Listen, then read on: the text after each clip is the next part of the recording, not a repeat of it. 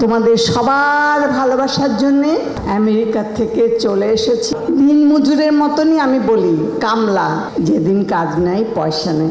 আমি তোমাদেরই লোক। আমিও দীর্ঘ 62-63 বছর অভিনয়কে ভালোবেসে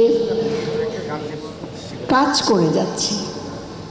আমি সবসময় বলি, সেই হোক মোর পরিচয়, আমি তোমাদেরই লোক।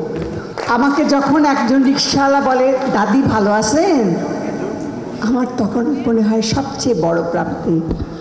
আমি যখন বাজারে যাই, দোকানদার বলে, দাদি আপনার কালকের ওই নাটকটা কিন্তু বহুত ভালো লাগছে। আমি বলি, আহারে, এরাই তো আমার সব। এদের জন্যে আজকে আমি দিলারা জামান।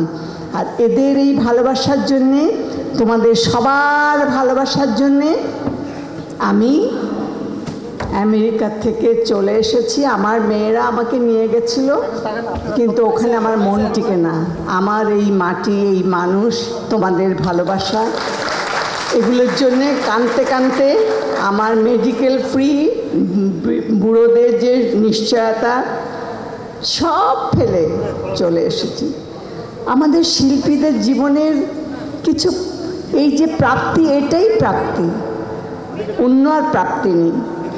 আমরা কালকে কি খাবো, দিন মজুরের মতনই আমি বলি, কামলা, যেদিন কাজ সেদিন পয়সা, যেদিন কাজ নাই পয়সা নেই। আমি সম্মান রেখেই শিল্পীদের প্রতি, যে কোনো শিল্পী বলুন, কণ্ঠশিল্পী বলুন, অভিনয় শিল্পী বলুন, সবার কথাই বলছি। আমরা যারা চরিত্র করি আমাদের অবস্থাই এক। নায়ক নায়িকা বা উঁচু স্তরের, এখানে ফেরদৌস ওয়াহিদ ভাই আছে, তার কথা বলছি না।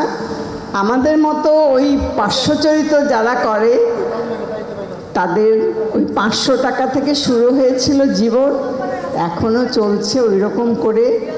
তবুও আমি আনন্দের সঙ্গে চিৎকার বলি, আমি তোমাদেরই লোক। আমার আজকের এই প্রাপ্তি, এই আনন্দ সবার জন্যে। সবাই ভালো থাকো। আমরা দেশকে ভালোবাসি, এই মাটিকে ভালোবাসি, আমাদের যা কিছু এই দেশের জন্যে। যারা ছোট আছো তোমাদেরকে বলি, তোমরা ভালো মানুষ হও। এ দেশ বড় দুঃখিনী, যাদের আছে তারা আরও চায়, আরও চায়, আরও চায়। তোমরা সেই লোক, সেই সব থেকে দূরে থেকে শুধু দেশকে ভালোবাসবে, মানুষকে ভালোবাসবে। ধন্যবাদ সবাইকে আজকে আমাকে এত বড় একটা সম্মান দেওয়ার জন্যে। আমি এর উপযুক্ত না, তারপরেও তোমরা যে আমাকে এভাবে ডেকেছ সবার মাঝে। দেশে দেশে সবার সাথে, দ্য নিউজ।